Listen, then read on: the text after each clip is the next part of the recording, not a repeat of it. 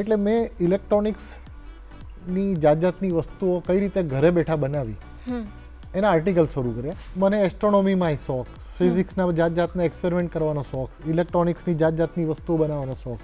અને આ પ્લેન જે છે એ ઓરિજિનલ પ્લેન જે છે એમાં જેટલી ટેકનિકલ વસ્તુઓ હોય છે એ બધી આની અંદર છે.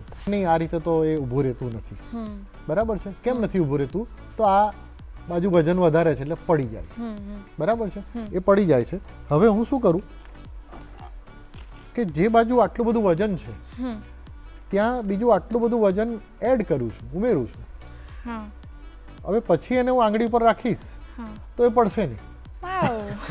એટલે બાળકો સાથે જ્યારે વાત કરવી હોય ત્યારે મારું માનવું એવું છે કે એમાં ફન પાર્ટ એટલો ને એટલો જ હોવો જોઈએ. સુપ્રભાત દર્શક મિત્રો, ગુડ મોર્નિંગ ગુજરાતમાં હું તીર્થા આપનું હાર્દિક સ્વાગત કરું છું.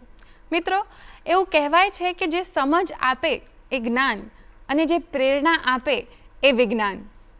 તો આજની આપણી આ સવાર સૂરજની રોશનીથી નહીં પણ સાયન્સની રોશનીથી થવાની છે, કારણ કે આજના આપણા ગેસ્ટ છે ધનંજય રાવલ, જેઓ સાયન્સ કમ્યુનિકેટર છે, એજ્યુકેટર છે, ઇનોવેટર છે અને ફિલ્મ મેકર પણ છે. તો ચાલો એમની સાથેની વાતચીત આપણે શરૂ કરીએ. નમસ્તે સર. નમસ્તે તીર્થા. કેમ છો? એકદમ ફાઇન. તો સૌથી પહેલાં તમારા જીવનમાં સાયન્સ પ્રત્યેનો પ્રેમ કેવી રીતના ઉદ્ભવ્યો?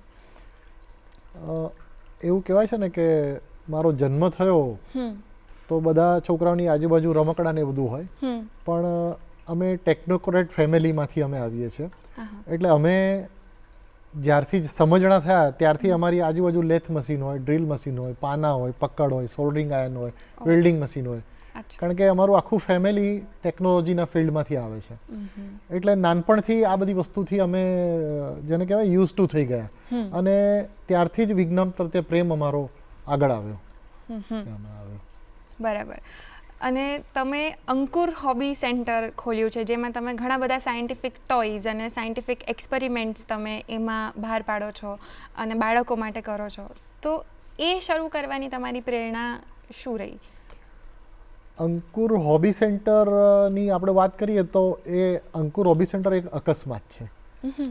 કારણ કે અમે એક જમાનામાં ટેલિવિઝન મેન્યુફેક્ચરિંગ કરતા હતા અને હું ઘરમાં નાનો હતો અને મારા માટે પૈસા કમાવા એ પ્રાયોરિટી નહોતી. એટલે તારે જે કરવું એ કર. એટલે મને એસ્ટ્રોનોમીમાં શોખ, ફિઝિક્સના જાતના એક્સપેરિમેન્ટ કરવાનો શોખ, ઇલેક્ટ્રોનિક્સની જાતની વસ્તુઓ બનાવવાનો શોખ. અને આ બધી વસ્તુઓ અમે બનાવતા હતા. અને અમારી બાજુમાં જ સ્કોપ નામના મેગેઝિનની ઓફિસ બાજુમાં. એટલે એક વખત સ્કોપ મેગેઝિન જોયું અને હું એમના એડિટરને જઈને મળ્યો, નગેન્દ્ર વિજયને. તો એમને પણ ગમ્યું કે આ તો બહુ સરસ છે, કે આના વિશે તમે લખીને આપો. એટલે મેં ઇલેક્ટ્રોનિક્સની જાતની વસ્તુઓ કઈ રીતે ઘરે બેઠા બનાવી એના આર્ટિકલ શરૂ કર્યા. અને એને એટલો બધો સરસ પ્રતિસાદ મળ્યો કે ના પૂછો વાત. પણ આ બધું પણ અમે એઝ એ હોબી તરીકે જ ચલાવી જતા હતા. લગભગ એવું કહીએ કે અમે 1984થી આ બધી વસ્તુની સ્ટાર્ટ કરી. લગભગ 2004 સુધી અમે એઝ એ હોબી આ બધી વસ્તુ કરે જતા હતા. જ્યાં ત્યાં લખીએ, અલગ અલગ મેગેઝિનમાં, અલગ અલગ ન્યૂઝપેપરમાં. આ બધું ત્યારે તો ટેલિવિઝનનો જમાનો હતો નહીં, એ લખીએ. પણ એ દરમિયાન ઘટના એવી બની કે જે ઇલેક્ટ્રોનિક્સની અમારી કંપની હતી એમાં ટેકનિશિયનો અમને મળતા નહોતા. એટલે સરકારે અમને કીધું કે તમે તમારી ફેક્ટરીની અંદર જ ભણાવવાનું ચાલુ કરો, સર્ટિફિકેટ અમે આપીશું. એટલે આઈટીઆઈમાં ઇલેક્ટ્રોનિક્સના ટ્રેડ નહોતા. એટલે અમે અમારી કંપનીમાં ઇલેક્ટ્રોનિક્સના ટ્રેડ ચાલુ કર્યા. હવે એ ભણાવે કોણ? તો હું નવરો હતો એટલે મને જવાબદારી સોંપી કે તું આ ઇલેક્ટ્રોનિક્સનું બધું ભણાવ. અને મને ભણાવવામાં એટલી બધી મજા આવી કે એમાં હું આગળ વધતો ગયો. પછી મેં ઇલેક્ટ્રોનિક્સના પુસ્તકો પણ લખ્યા. એ જમાનામાં ડી સેન્ટેના ને બધું નવું હતું. તો ડી સેન્ટેના ઉપર મેં પુસ્તક લખ્યું. ત્યાર પછી ટેલિફોન ને કોર્ડલેસ ટેલિફોનનો જમાનો હતો, એના ઉપર પુસ્તકો લખ્યા. ત્યાર પછી તો મોબાઈલનો જમાનો પણ આવ્યો. એટલે જે નવી ટેકનોલોજી આવતી ગઈ એના ઉપર હું લખતો ગયો અને શીખતો ગયો અને લોકોને સમજાવતો ગયો. પછી મને નગેન્દ્રભાઈએ કીધું કે તમારે એક હોબી સેન્ટર ખોલવું જોઈએ કે ત્યાં આ બધી એક્ટિવિટી થતી હોય. એટલે અમે સ્ટાર્ટ કર્યું હોબી સેન્ટર. 2005 સુધી આ ઘટના ચાલતી રહી. આ ઘટના ચાલતી રહી. પણ એ વર્ષે એક એવી ઘટના બની કે જેના દ્વારા મને થયું કે નહીં, જેને કહેવાય ને કે એને એક માન્યતા મળી. કોઈ મોટો માણસ એની વખાણ કરે ત્યારે લાગે કે નહીં આપણે કંઈક કરીએ છીએ. અમદાવાદમાં કલામ સાહેબ આવવાના હતા અને ક્યાંકથી સરકારી અધિકારીઓ મને પકડીને લઈ ગયા કે ભાઈ એમની સામે તમારે કંઈક ડેમો કરીને બતાવવાનું છે. એટલે મેં કીધું સારું, કંઈ વાંધો નહીં, બતાવીશું, આપણે બધે જગ્યાએ બતાવીશું તો ત્યાં બતાવીશું. એટલે ત્યારે મેં આ જે વસ્તુ છે પેપર પ્લેન, ત્યારે તો આટલી બધી જેને કહેવાય કે ફિનિશ કન્ડિશનમાં નહોતું, પણ એક A4 સાઇઝનું પેપર લઈને ગયો હતો અને ત્યારે મેં એ પેપરને ફોલ્ડ કરીને પ્લેન બનાવ્યું અને મેં કલામ સાહેબને કીધું કે આને તમે કહો એ રીતે ઉડાવો. એટલે કલામ સાહેબે કીધું કે એવી રીતે ઉડાવો કે ઉડતું ઉડતું એ જમણી બાજુ ઉડી જાય. એટલે મેં એને સેટ કર્યું ને ઉડાડ્યું, એ જમણી બાજુ ઉડી ગયું.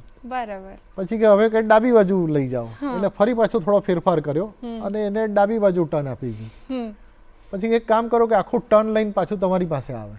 તો મેં પાછું એના એલરોન રડર સેટ કર્યા અને આમ ફેંક્યું તો ઉડતું ઉડતું બધાની વચ્ચેથી મેં મારા હાથ ઉપર એને લેન્ડ કરાવ્યું. Paper plane. એટલે ત્યાં બધા ઊભા હતા અને પછી કલામ સાહેબે કીધું કે જોયું કે આ બધા કેવા શાંતિથી જોઈ રહ્યા છે, કોઈ હલતું નથી અને તમે કેવું સરસ રીતે ભણાવો છો, કઈ કોલેજમાં છો? એટલે મેં તો સાહેબ હું કોઈ કોલેજમાં જ ભણાવતો નથી, આ તો જસ્ટ એક હોબી ખાતર આ બધું કરું છું. તો કે ના કે આવી રીતે જ ભણાવવું જોઈએ, સ્કૂલમાં ને કોલેજમાં આવી રીતે જ ભણાવવું જોઈએ. તમે તમારા જેવા લોકોની દેશને જરૂર છે, તમે પ્રોમિસ આપો કે તમે દેશ માટે સમય આપશો, આવું બધું એટલું બધું બોલવા માંડ્યા. એટલે હું થોડો ગભરાઈ ગયો કે હવે મારે કરવાનું શું?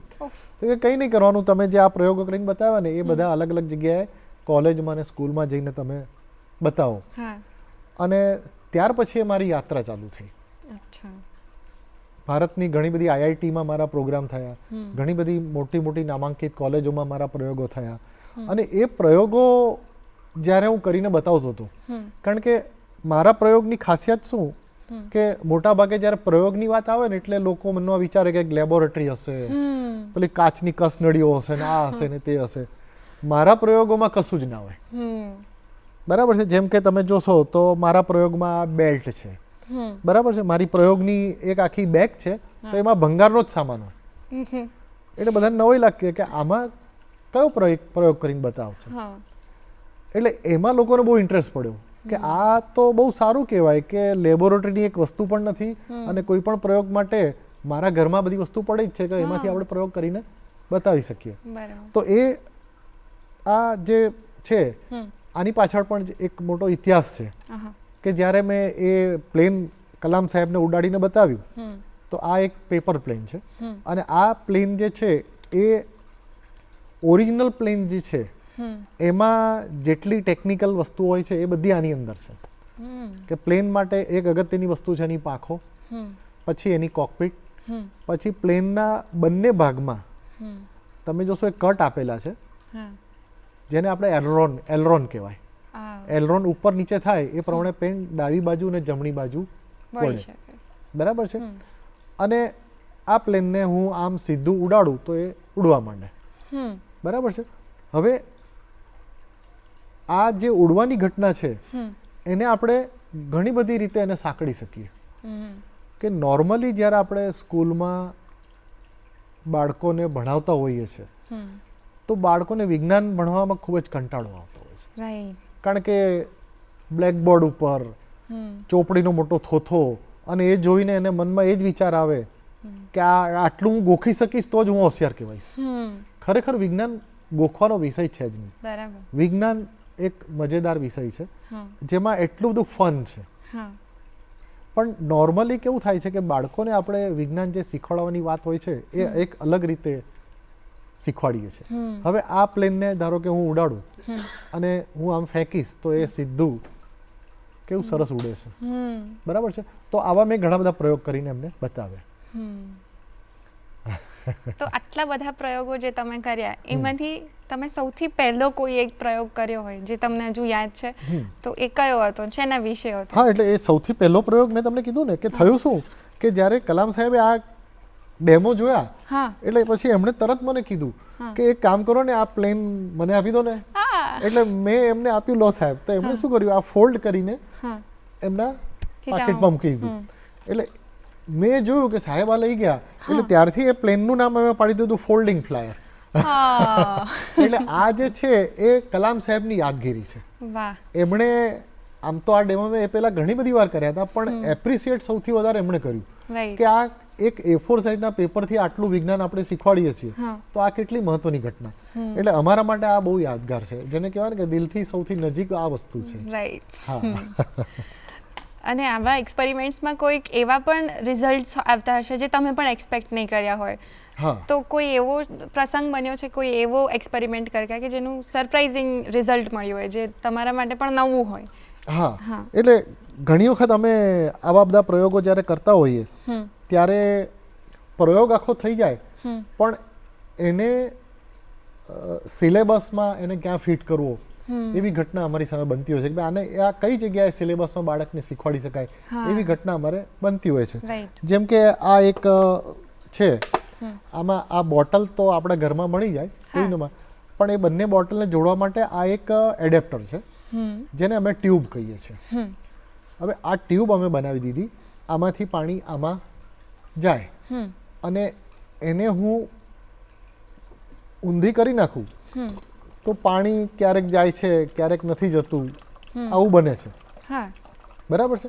પણ હવે તમે જોજો, આને હું થોડુંક સ્ટાર્ટિંગ ટોર્ક આપીશ તો આની અંદર તમને સરળતાથી ટોર્નેડો, વર્લપૂલ જોવા મળશે.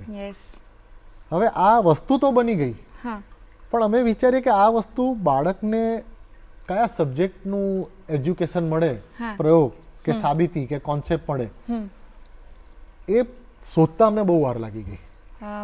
અને ઘણી બધી સમય, લગભગ 1.5 વર્ષ થઈ ગયો, ત્યારે ખબર પડી કે આમાં બાળકને શું સમજાવી શકાય. તો ત્યારે આપણે એ સમજાવી શકાય કે જે આ વર્લપૂલ આપણે જોયું, આ ચક્રવાત જોયું કે ટોર્નેડો આપણે જોયું, એ ટોર્નેડો ક્યાં જોવા મળે. આપણે બાળકને પૂછીએ કે ટોર્નેડો તમે જોયો છે, તો કે હા જોયો છે. ક્યાં જોવા મળે, એટલે કે પાણીમાં. તો ઓફકોર્સ એમાં પાણીમાં જ હોય, પણ પાણી નદીમાં પણ હોય, દરિયામાં પણ હોય અને તળાવમાં પણ હોય. એટલે અમે એને પૂછીએ કે તળાવમાં ટોર્નેડો દેખાય છે, એટલે બધા વિચાર કરે ના તળાવમાં તો નથી દેખાતું. નદીમાં દેખાય છે કે હા નદીમાં ક્યારેક દેખાય છે. વરસાદ આવે ત્યારે ગટરનું ઢાંકણું નીકળી ગયું તો એમાં પણ ગોળ ચક્રવાત આપણને જોવા મળે છે, અને એવું ક્યારેક ક્યારેક દરિયામાં પણ જોવા મળે. એટલે ટોર્નેડો ક્યાં જોવા મળે કે જ્યાં પાણી વહેતું હોય. તળાવમાં પાણી સ્થિર હોય. હવે તમે જુઓ, આ સ્થિર પાણી છે, ટોર્નેડો દેખાય છે, પણ જેવું એને થોડું વહેતું કરીશ તો તરત એ ટોર્નેડો જનરેટ થશે. એટલે પછી અમને ખબર પડી કે આ વસ્તુને અમારે ત્યાં સેટ કરવાની છે.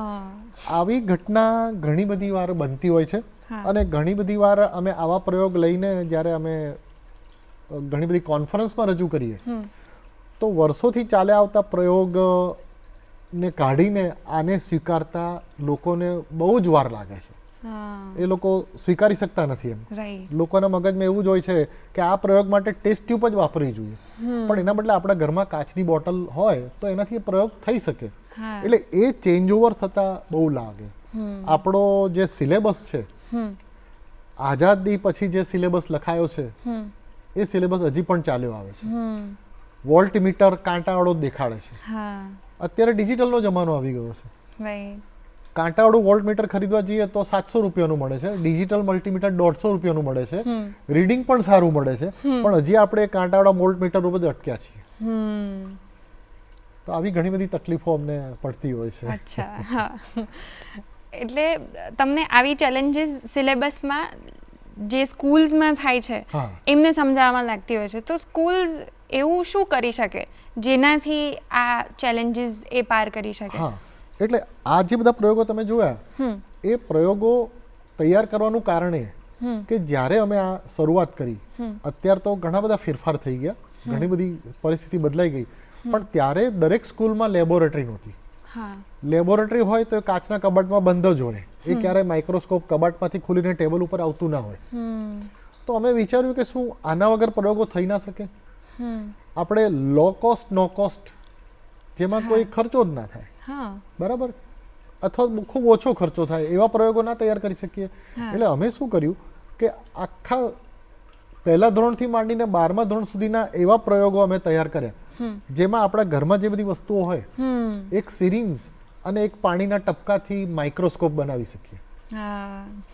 બરાબર છે, તો એ અમે તૈયાર કર્યા. સિરિંજ કોઈ પણ વ્યક્તિ દવાની દુકાનમાંથી ખરીદીને લઈ આવે અને એ માઇક્રોસ્કોપની રિઝલ્ટ એ મેળવી શકે. તો અમે એ પ્રયોગ, અને એ એટલા માટે કે ગામડામાં છેક છેવાડાના વિદ્યાર્થીઓ પણ આ બધી વસ્તુઓથી પ્રયોગ કરી શકે, વિજ્ઞાનના કોન્સેપ્ટ સમજી શકે અને એની વિજ્ઞાન જાણવાની જે ઈચ્છા છે એ સંતોષી શકે. અને એક મેસેજ જાય કે વિજ્ઞાન જેના પાસે પૈસા છે એના માટે જ વિજ્ઞાન નથી, બધા માટે વિજ્ઞાન છે. એટલે આ બધી વસ્તુ કરવાની કારણે આટલા બધા એક્સપેરિમેન્ટ્સ તમે કર્યા છે, લગભગ 100 થી વધારે 300 થી વધારે એક્સપેરિમેન્ટ્સ 300 પ્રયોગો કર્યા. હા, તો એમાં હંમેશા એવું તો નહીં થયું હોય કે સક્સેસફુલ. ક્યારેક કોઈક એક્સપેરિમેન્ટ કરતા કરતા એના રિઝલ્ટમાં એવું બની શકે કે એ નિષ્ફળ જાય, તો એનાથી કાં તો લર્નિંગ મળે, ક્યારેક કોઈક ફની આઉટપુટ આવે જે આપણે વિચાર્યું ના હોય. તો એવો કોઈ તમારી ફેલ્ડ એક્સપિરિયન્સનો યાદગાર પ્રસંગ છે? હા, એટલે જ્યારે આવું બધું અમે કામ કરતા હતા એટલે અમે ક્યારેક એવું વિચાર્યું કે ભાઈ અમારા જેવું ગાંડ પણ કોઈ પહેલાં કર્યું છે. એટલે અમે વાંચવાનો ઘણો શોખ, ત્યારે ખબર પડી કે થોમસ એડિસન નામના પણ આવા કોઈ વ્યક્તિ હતા કે જે પ્રયોગો દ્વારા જ કંઈ નવી વસ્તુ શોધતા હતા. એના એટલું કંઈ વિજ્ઞાનના કંઈ ભણેલા નહોતા, એના પાસે કોઈ એવી ક્વોલિફિકેશન નહોતી, કંઈ નહોતી. એની સામે ટેસ્લા પણ હતા જેની પાસે થિયરિકલ નોલેજ બહુ જબરજસ્ત. થોમસ એડિસન કહે કે 1% વિચાર ને 99% મહેનત, જ્યારે ટેસ્લા એવું કહે કે 99% વિચાર ને 1% જ મહેનત, અને એ બંનેના વચ્ચેના લડાઈ ચાલે. એટલે અમે થોમસ એડિસનની સાઈડવાળા. ટેકનિકલ અમારી પાસે ક્વોલિફિકેશન નહીં, પણ પ્રયોગો દ્વારા જ બધું કરવાનું. હવે એ પ્રયોગ કરતા કરતા ઘણીવાર કેવું થાય, જેમ કે અત્યારે તમારી સાથે વાત કરું છું ને, મોટી મોટી વાતો કરીએ છીએ. એક વખત અમે આવી મોટી વાત કરી કે અમદાવાદમાં કાંકરિયામાં બાલવાટિકામાં એક પ્લેનેટોરિયમ છે, એ વર્ષોથી બંધ પડેલું છે અને ચાલુ કરવું જોઈએ. હવે એવી વાત અમે કોઈ જગ્યાએ કરી દીધી અને એ વાત કરી અને એ ધ્યાન સરકારના ધ્યાનમાં આવી ગયું અને એમણે અમને ઇન્વાઇટ કર્યા કે આ કાંકરિયાનું પ્લેનેટોરિયમ છે એ હવે તમને આપ્યું, કરો તમે. એટલે અમે તો લઈ લીધું કે ચલો અમે ચાલુ કરીએ. હવે જ્યારે અમારા ખર્ચે આનું આખું રીડેવલપ કરવાનું હતું અને અમારે ચલાવવાનું હતું, બરાબર છે, અને એ જ્યારે કામ ચાલુ કર્યું ત્યારે સૌથી મોટી ચેલેન્જ એ પ્લેનેટોરિયમનું જે મશીન છે. અમને ખબર નહીં કે આની કિંમત કેટલી હોય, પણ બધું તૈયાર થઈ ગયું, બિલ્ડિંગ ને બધું તૈયાર થઈ ગયું, અને જ્યારે મશીન લાવવાની વાત કરી તો ખબર પડી કે આ તો અમેરિકાની કોઈ કંપની બનાવે છે, અને એના કોટેશન મંગાવ્યા ત્યારે ખબર પડી એની કિંમત 65 લાખ રૂપિયા છે. અને અમને એમ કે હવે આ પ્રોજેક્ટ, આપણે વાતો મોટી મોટી કરીએ છીએ, હવે આ પ્રોજેક્ટ અટકી પડવાનો છે, હવે કરીએ શું? અમે ટેકનોલોજીના જાણકાર તો ખરા જ, ઇલેક્ટ્રોનિક્સના અમે એક્સપર્ટ ખરા જ. એટલે 15 દિવસ આ બધા વિચારો ચાલતા ગયા. પછી અમે ભારતમાં ઘણી બધી જગ્યાએ પ્લેનેટોરિયમ છે, એમાંના કોઈ એક પ્લેનેટોરિયમના ડિરેક્ટરની ઓળખાણ કાઢી અને અમને કીધું કે આ વસ્તુને અમારે ખોલીને જોવી છે કે અંદર છે શું. તો એ એમણે કીધું કે એક કામ કરો કે સોમવારે પ્લેનેટોરિયમ બંધ હોય ત્યારે તમે આવો અને ત્યારે તમે જુઓ કે એની અંદર શું હોય. એટલે અમે એ બધી વસ્તુ આખો દિવસ, રવિવારની આખી રાત, સોમવારનો આખો દિવસ અને સોમવારની આખી રાત અમે બધી વસ્તુ કઈ રીતે અંદર કઈ કઈ વસ્તુ ફિટ કરેલી છે, શું છે ને એ બધી વસ્તુ અમે જોઈ. અને એમાં જે વસ્તુઓ વપરાયેલી હતી એની ચારે બાજુ શોધખોળ કરી. એમાં 2 વસ્તુ એક એવી હતી કે જે વસ્તુ એક જાપાનમાં મળતી હતી અને એક અમેરિકામાં મળતી હતી. હવે એ ક્યાંથી લાવી અને એ લોકો આપશે કે નહીં, એટલે અમે એ બધા સાથે કોમ્યુનિકેશન સ્ટાર્ટ કર્યું કે આ 2 જ વસ્તુ અમારે જોઈએ છે, તમે અમને આપશો. અને અમે, કારણ કે ત્યારે તો લેટર લખવો પડે, પછી એનો જવાબ આવે, ઈમેલ ને બધું ધીરે ધીરે જ બધું ચાલતું હતું. 15 દિવસ રાહ જોયા પછી બંને તરફથી સમાચાર એવા આવ્યા કે આ વસ્તુ અમે મોકલીશું ને તો તમે એનું એલાઇનમેન્ટ નહીં કરી શકો, અમે આ બંને વસ્તુ લઈને ટેકનિશિયનને મોકલીએ છીએ, તમને બધું સમજાવશે. તો એ બંને લોકો આવ્યા અને એલાઇનમેન્ટ કરીને આખું પ્લેનેટોરિયમ તૈયાર કરી દીધું અને સરસ રીતે એ ચાલ્યું. અને તમને નવાઈ લાગશે કે એની કિંમત કેટલી થઈ. પેલું જે લાવવાનું હતું એની કિંમત 65 લાખ રૂપિયા થઈ, આ વસ્તુ 18 લાખમાં તૈયાર થઈ ગઈ. અને એ પહેલું પ્લેનેટોરિયમ એવું બન્યું જેને આપણે પ્લગ એન્ડ પ્લે પ્લેનેટોરિયમ કહેવાય. પહેલા પ્લેનેટોરિયમ જે આવતા હતા એમાં કેવું છે, ઘણી બધી વસ્તુઓ કોઈ એક્સપર્ટ હોય એ જ ભેગી કરીને ચલાવી શકે. પણ આ પ્લેનેટરિયમ અમારું પહેલું એવું બન્યું કે જેને તમે રિમોટથી સ્વિચ દબાવો અને પ્લેનેટરિયમ શો ચાલુ. તો એ અમારી માટે બહુ મોટી ચેલેન્જ હતી, ખૂબ જ મોટી તકલીફ પણ પડી અને આમ રાતે ઊંઘ ના આવે કે આ પ્રોજેક્ટ સક્સેસ જશે કે નહીં જાય, 65 લાખ રૂપિયા ક્યાંથી લાવીશું. પણ એ બધી વસ્તુ એકદમ સમૂહ સૂત્રું પડી ગયું અને છેલ્લે પ્રોજેક્ટ કમ્પ્લીટ થઈ ગયો. એટલે આવી ઘણી બધી ચેલેન્જ આવતી હોય છે. હા, પણ એ ચેલેન્જીસથી જ આપણે આગળ વધીશું અને એને જ આપણે પાર કરીશું તો જીવનમાં કશું જ અશક્ય નથી. Yes yes yes. આ એક પોઝિટિવ નોટ પર અત્યારે થઈ ગયો છે સમય એક વિરામનો, તો મળીએ આપણે ગુડ મોર્નિંગ ગુજરાતમાં એક વિરામ બાદ.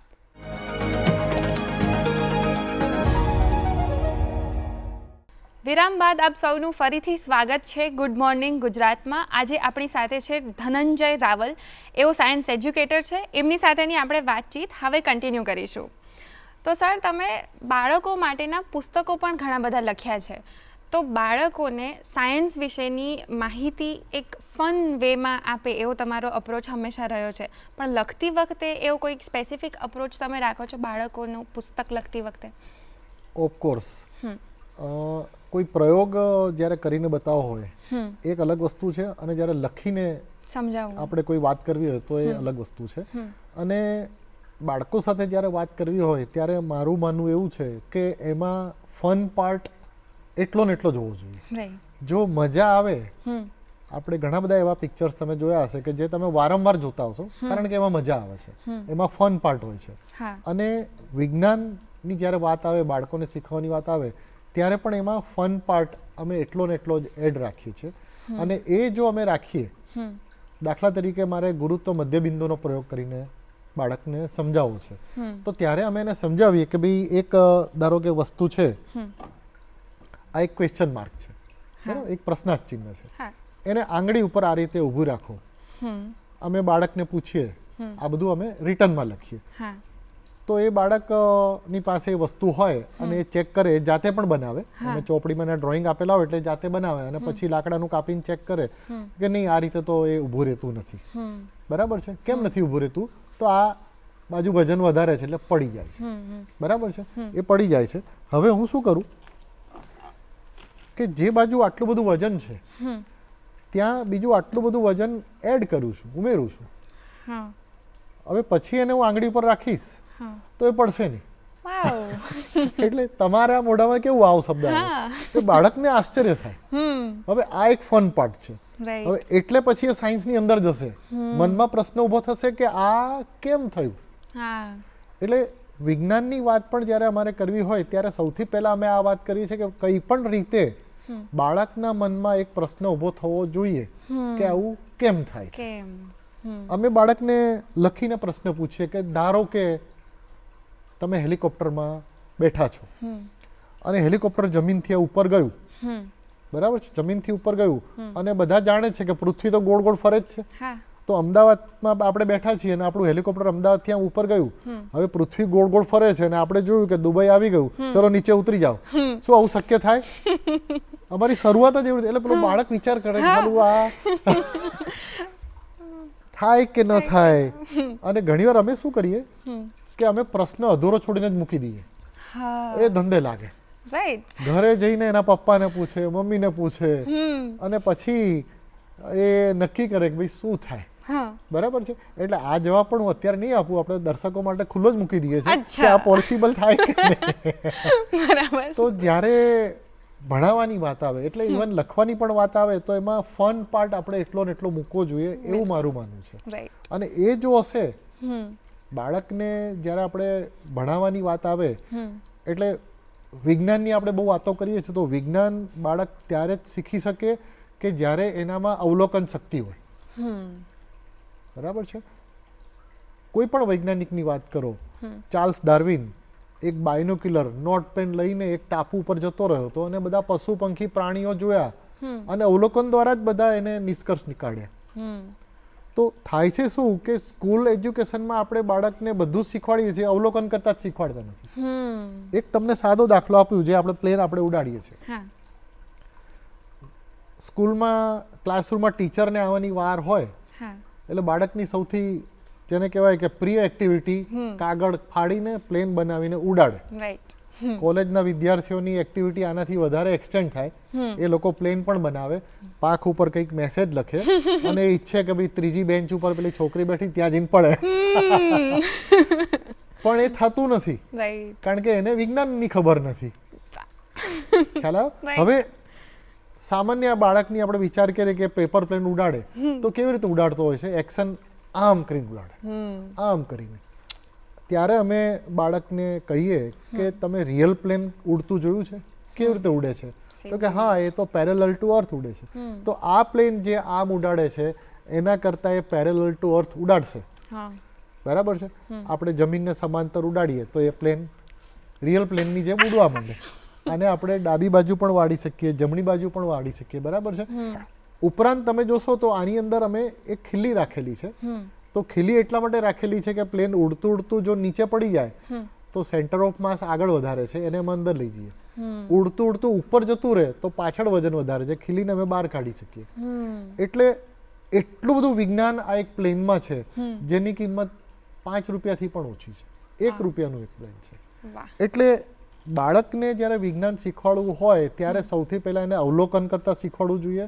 અવલોકન કર્યા પછી વિચારતા શીખવાડવું જોઈએ. વિચાર્યા પછી નિષ્કર્ષ કાઢતા શીખવાડવું જોઈએ.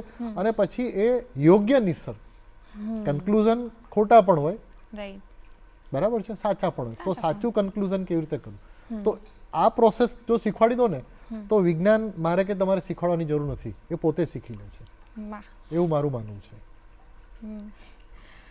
આના તમે વિજ્ઞાનના ફિઝિકલ એક્સપેરિમેન્ટ્સ તો કરો છો, પણ એની સાથે સાથે તમને એસ્ટ્રોનોમીનો પણ શોખ હતો અને હવે તો તમે રજિસ્ટર્ડ સ્પેસ એજ્યુકેટર છો. ઇસરો દ્વારા તમને એ મળ્યું છે. તો તમે એસ્ટ્રોનોમીનું કોઈ એવો સરસ વિઝન, નાઇટ સ્કાય વિઝન જે તમને યાદ હોય એ તમે શેર કરી શકો? 2008ની આ ઘટના છે કે ત્યારે એક એવા પ્રકારનું સૂર્યગ્રહણ થવાનું હતું જે સૂર્યોદય થાય ત્યારે એ દેખાવાનું હતું. હવે આ ઘટના જે જગ્યાએ સૌથી સારી રીતે દેખાવાનું હતું એ જગ્યા હતી સુરત. અને અમે અગાઉથી તૈયારી રૂપે સુરતમાં અમે ગયા અને સુરતમાં ઘણી બધી જગ્યાએ ઘણા બધા લોકોને મળ્યા. અમે ત્યારના સુરતના કમિશનરને પણ મળ્યા કે આ ઘટના થવાની છે ને આના ઉપર કંઈક કાર્યક્રમ રાખવો જોઈએ. પણ એટલી ઘટનાની અગત્યતા લગભગ કોઈ સમજી શક્યા નહીં. પણ પછી અમે મહેનત કરીને એક સ્કૂલવાળાને તૈયાર કર્યા કે આ કાર્યક્રમ તમે રાખો, અને એણે તૈયારી કરી કે આ કાર્યક્રમ રાખવા માટે અમે તૈયાર છીએ. અને ત્યારે અમે પ્રેસ કોન્ફરન્સ બોલાવી અને જ્યારે ખબર પડી PRLને, ઇસરોને, અને ત્યારે અમે કીધું કે તમારે ત્યાંથી જો વૈજ્ઞાનિકો અમારે ત્યાં આવે તો ઘણા બધા બાળકોને અને વિદ્યાર્થીઓને ઘણું બધું જાણવા પણ મળે. તો અમને એટલો સારો રિસ્પોન્સ મળ્યો કે લગભગ અમે એ દિવસે PRLમાંથી 15 વૈજ્ઞાનિકોને ત્યાં હાજર રાખ્યા હતા. અને એ ઘટના જોવા માટે પછી તો એનો હાઈપ એટલો બધો થયો કે એ ઘટના જોવા માટે સુરતના એરપોર્ટ ઉપર 1.5 લાખ લોકો જમા થયા હતા એ સૂર્યગ્રહણ જોવા માટે. એટલે એ ઘટના, અને લગભગ મને યાદ છે કે એ દિવસે ભારતની બધી, ત્યારે તો એટલે ટીવી ચેનલની મોટી મોટી ડીશ એન્ટેના બધા લઈને આવે, તો લગભગ એક દિવસમાં મેં 17 ચેનલોને ઇન્ટરવ્યૂ આપ્યા હતા. એટલે ખગોળશાસ્ત્રની ઘટના દ્વારા આવડું મોટું કવરેજ બધાને મળે એ અમારા માટે બહુ મોટી આશ્ચર્યકારક ઘટના હતી. એ સિવાય અમે ઘણી બધી વખત જ્યારે ઉલ્કા વર્ષા થાય છે ત્યારે જોવાની પણ મજા આવે છે. ઉલ્કા પડે ત્યારે એને શોધવાની પણ એક અલગ ટેકનિક હોય છે, અને ત્યારે અમે જઈએ છીએ. ઓફકોર્સ એમાં બહુ જ ચાલવું પડે છે, બહુ મહેનત કરવી પડે છે, પણ એક મજા છે. બિલકુલ. સર, તમે ફિલ્મ્સ બનાવી છે કોસ્મોસ અને ઝીરો શેડો ડે કરીને. એ બંને સાયન્સ ફિલ્મ્સ છે. તો આ ફિલ્મ મેકિંગનો વિચાર ક્યાંથી આવ્યો અને એનો કોઈ ખાસ પ્રસંગ જે તમે શેર કરી શકો?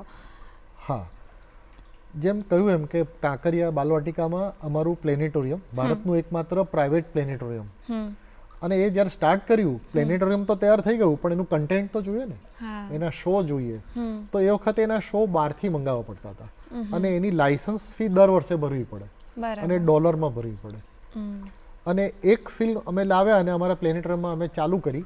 એટલે દર્શકો એકદમ ભરચક બધા હોય અને અમે જોવા માટે જોડે પણ બેસીએ એ લોકોના પ્રતિભાવ કે આ જોઈને બધાને શું થાય છે.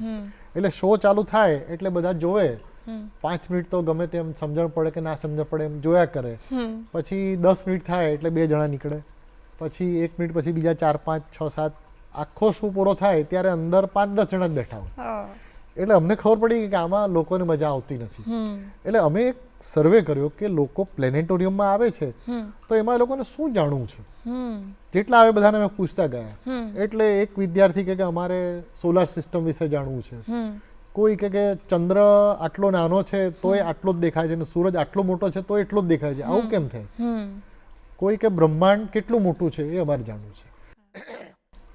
એક શિક્ષક આવ્યા કે અમે જ્યારે બાળકોને સૂર્યમાળા વિશે સમજાવીએ તો બધા પ્લેનેટની સિક્વન્સ યાદ રહેતી નથી, કે પહેલા મંગળ આવે કે પહેલા બુધ આવે કે પહેલા શુક્ર આવે. તમે તમારી ફિલ્મમાં એવી વસ્તુ મૂકો કે જેના દ્વારા આખી સિક્વન્સ યાદ રહી જાય. બરાબર. એક જે વિઝિટર્સ છે એણે એવું કીધું કે ભાઈ આ બધી ફિલ્મમાં તો બધા અંગ્રેજી વૈજ્ઞાનિકો છે, અમારે ભારતના વૈજ્ઞાનિકો જોવા છે. તો આવી બધી વસ્તુઓના ઇનપુટ અમને મળ્યા અને અમે નક્કી કર્યું કે અમે જે ફિલ્મ બનાવીએ એમાં આટલા પ્રશ્નોના જવાબ તો લોકોને મળવા જ જોઈએ. થોડું ઘણું અમે ફિલ્મ મેકિંગ વિશે જાણીએ, કારણ કે અમે દુનિયાના જે સારામાં સારા ફિલ્મને અમે 70mm સ્ટીરિયોફોનિક સાઉન્ડમાં જોયા છે અને એ ટેકનિકલી એ કઈ રીતે બનાવવામાં આવ્યા એના વિશે પણ અમે ઘણું બધું જાણીએ છીએ. એટલે આ બધા નોલેજ દ્વારા અમને ખબર પડી કે વિદેશમાં જે સાયન્સ ફિલ્મ બનાવી એક અલગ વસ્તુ છે, ભારતમાં સાયન્સ ફિલ્મ બનાવી એક અલગ વસ્તુ છે. બરાબર. ઈટી નામનું પિક્ચર સ્પિલબર્ગે બનાવ્યું અને સુપરહિટ ગયું. એની કોપી રાકેશ રોશને કરી કોઈ મિલ ગયા. તો એમાં એને ખબર પડી કે જો એવું ને એવું જ પિક્ચર હું આમાં બનાવીશ તો ભારતના દર્શકો સ્વીકારશે નહીં. હિન્દી પિક્ચરમાં લવ સ્ટોરી મૂકવી જ પડે. એમાં પ્રીતિ જિંટા બધાને મૂક્યા, ગીતો પણ મૂક્યા અને સાયન્સ અને હિટ ગયું. એટલે અમને એ ખબર પડી કે એક ડોક્યુમેન્ટરી બનાવીશું તો નહીં ચાલે, એમાં ઇમોશન પણ મૂકવા પડશે. એટલે અમે 2 પાત્ર તૈયાર કર્યા, એક દાદા અને એક દીકરો. દાદા ગેલેરીમાં બેઠા છે અને દીકરો ઘરમાં બૂમો પડે, દાદા ક્યાં છો ક્યાં છો? તો કે હું ગેલેરીમાંથી ધ્રુવને જોઉં છું. બાળકનું નામ એમ ધ્રુવ પાડ્યું હતું. અરે કે મને જોવે તો ઘરમાં આવો ને, બહાર કેમ? તો કે નહીં હું તારી વાત નથી કરતો, આકાશમાં જે ધ્રુવ છે એની વાત કરું છું. આકાશની વાત સાંભળે છે એટલે દીકરો દોડતો દોડતો જાય છે અને પછી બધા પ્રશ્નો પૂછે છે, આવું કેમ, આમ કેમ, જે બધા પ્રશ્નો આવ્યા હતા ને એના જવાબ દાદા આપે છે. પછી એક સમય એવો આવે છે કે એ પ્રશ્ન એટલો અઘરો હોય છે, દાદા કે આની તો મને ખબર નથી, ચલો આપણે કોઈ વૈજ્ઞાનિકને મળીએ. કારણ કે ભારતના વૈજ્ઞાનિકો પણ દર્શકોને જોવા હતા. તો ભંડારી સાહેબ એમાં આવે છે, જે રાવલ એમાં આવે છે, એ બધા પ્રશ્નોનો જવાબ બાળકને આપે છે. અને અડધી ફિલ્મ અમારી પૂરી થઈ ગઈ.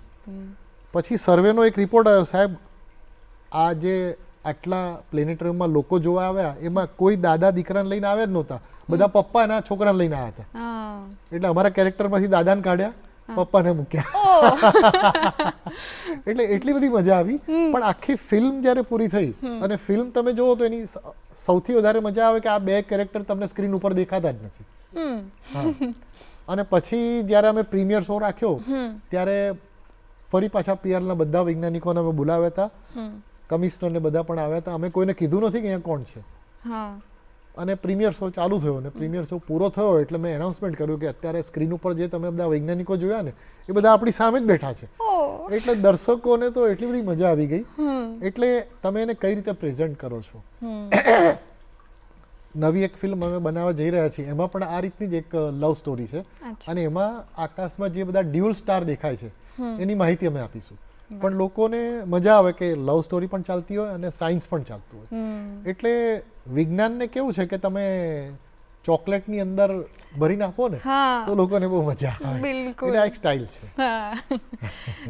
એટલે એ જ ને કે ફિલ્મ એ વિઝ્યુઅલ મીડિયમ છે. તમે કીધું એમાં ઘણી બધી બીજી રસપ્રદ વાતો એક્સ્ટ્રા નાખીને એ એક સારું માધ્યમ છે.